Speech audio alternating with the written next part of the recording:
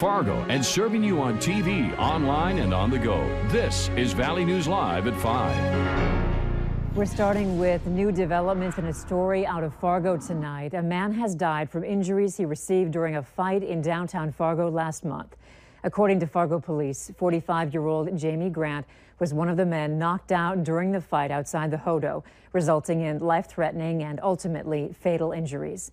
43-year-old Darren Patterson was arrested in connection with the fight and faces multiple assault charges. But police say the Cass County State's Attorney's Office may amend the charges once the organ recovery procedures have been completed. There's no information on the condition of the other man knocked out during the fight.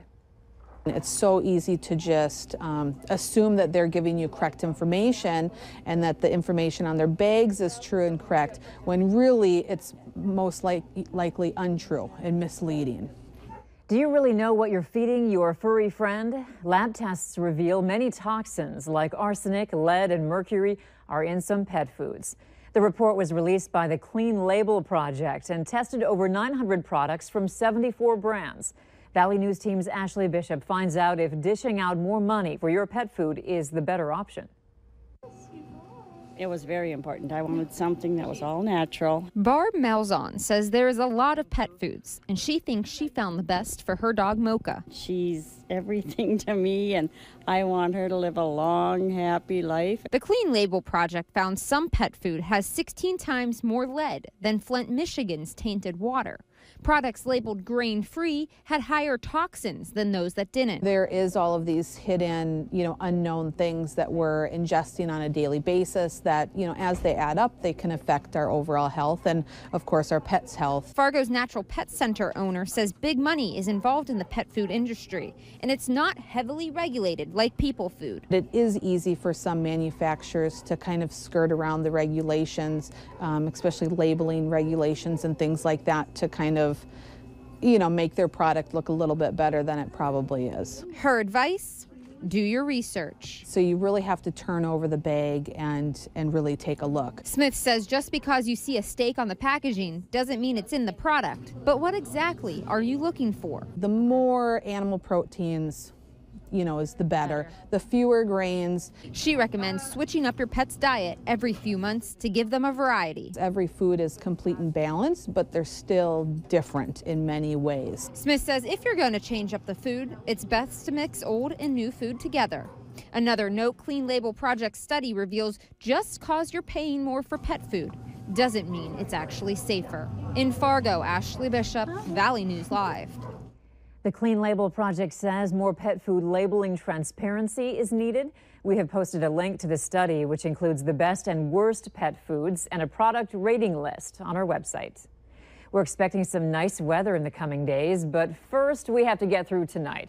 Robert, a little stormy this evening in some areas? Yeah, a few storms beginning to blossom across parts of the region. We'll see that risk for a few showers and storms as we head through this evening. Tonight, maybe a break in the action before a few more as we head through tomorrow afternoon. There is your satellite, starting to see those clouds erupt in southeastern portions of North Dakota. Underneath those clouds, that's where we're seeing some thunderstorms, and the strongest activity that we've got right now is in southeastern portions of North Dakota, from southwestern Cass County through the Lisbon area, just west of Gwinner, and right along the county lines between Dickey and Lemoore counties and Ransom and Sargent counties there. And we'll continue to see these slowly make their way off toward the east. We'll have that risk for some showers and storms, as mentioned, through the evening. Quite a range of temperatures. Some rain-cooled 60s up in Devils Lake and Langdon, 84 Valley City. We're at 90 here in Fargo, also 90 down in the Sisseton area. It's a bit breezy out there, and those winds are variable with some showers and storms popping up across the region, mainly out of the south and southeast. We're going to show you the first 2 days of that 7-day forecast.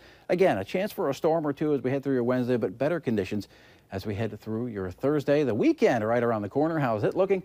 We'll let you know coming up in just a few minutes. All right. Thank you, Robert. You got it. And remember to like Valley News Live on Facebook. You can follow the latest news, weather, and breaking news updates anytime on your feed. Just search Valley News Live, like our page, and you'll stay informed throughout the entire day. Fire officials are looking for the cause of what seems to be a suspicious fire in West Fargo. It started about 10 last night and destroyed an abandoned trailer home in the 2500 block of 3rd Avenue Northwest. There wasn't power or gas going to the home, which raised red flags right away. and neighbors say they have recently noticed people going in and out of the home. Fire officials are trying to determine if someone was squatting in the home and if they had anything to do with the fire. The West Fargo fire chief says the trailer was scheduled to be torn down this week. A Minnesota man who kidnapped and raped a 5-year-old girl after killing her babysitter has pleaded guilty to 3 felony charges in the case. Earlier today, 33-year-old Jacob Kinn of Bemidji entered guilty pleas for the charges of second-degree murder, kidnapping, and criminal sexual conduct. Investigators say he admitted to having a sexual relationship with Melissa Norby, the kidnapping victim's babysitter, who was later found dead. Authorities found Norby's body after investigating a mobile home fire that appeared to have been an arson case, again tied to Kinn. Kinn was an early suspect in the kidnapping because of a previous child porn charge, and investigators later found that he and Norby had planned to abduct the 5-year-old girl to sexually assault her. Kinn is due back in court for sentencing on June 26th. French police shot and wounded a man who attacked officers with a hammer outside the Notre Dame Cathedral this afternoon. 2 police sources said the officers shot the assailant in the chest after he threatened them with a hammer and refused to stop. The motive for the attack isn't clear yet. The suspect also had kitchen knives on him and a card indicating he's an Algerian student. The Paris prosecutor's office has launched a counter-terrorism investigation. British police raided a house in East London today that's believed to be connected to one of the London Bridge attackers.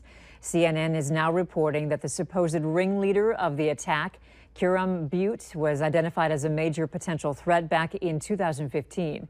Also today, police named the 3rd attacker who killed 7 people in a van and knife attack Saturday. Yusuf Zagben was 22 years old and wasn't known to British intelligence agencies. However, he had been stopped by police at an airport in Italy carrying material on Islamic extremism on an electronic device. He lived in England. It'll have a major impact on healthcare in the Northern Valley. A hospitality center for Grand Forks, a place for loved ones to stay while someone is battling illness. But the name on the front of the house has a story behind it. We go live now to Valley News Team's Ryan Laughlin at the groundbreaking for the event.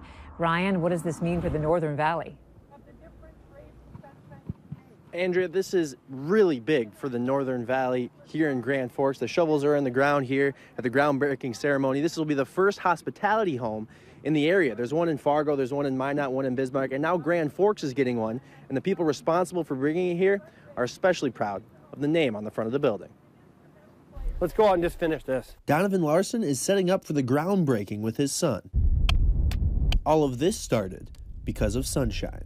My dad named her because she smiled right after she was born, and so she had such a sunny personality. Her name was Shannon Larson. I saw my sister for the last time the 26th of August. We went out to dinner at Johnny Carino's in Fargo.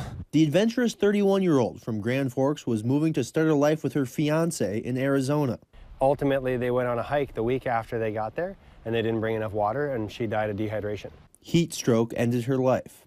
But then we're going to start and make something good out of something tragic. The Sunshine Memorial Foundation was born. It started as a friends and family golf benefit. Today, almost 10 years later, a $4 million facility that will benefit people of all ages with all types of medical needs. And it ended up being this multi-story, huge facility that would encompass and encapsulate everything that a family could need as being a home away from home. Something Donovan thinks Shannon would be proud of.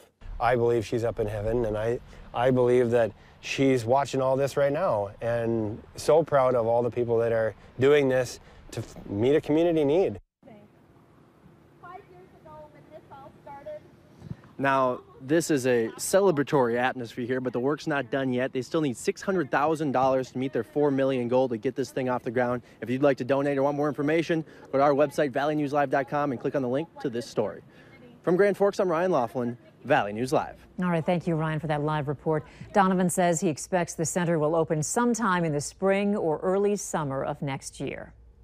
You could be among the 44,000 property owners in Cass County who could see your taxes climb to pay for the FM diversion. A hearing gets underway in less than a half hour at the Fargo Dome. A property tax assessment district was approved by voters in 2015 and will kick in only if sales tax revenue in Fargo and Cass County don't cover the cost of the diversion. You can look for coverage on this tonight on Valley News Live, 10 at 10. Local Minnesota lawmakers met today to discuss the highly contentious session that has now come to an end. State Representatives Paul Marquardt of Dilworth, Ben Lean of Moorhead, and Senator Kent Eakin of Twin Valley took part in the Chamber of Commerce's Eggs and Issues Forum. It's a chance for chamber members and the public to get a first-hand take on what the legislature got done and what it did not.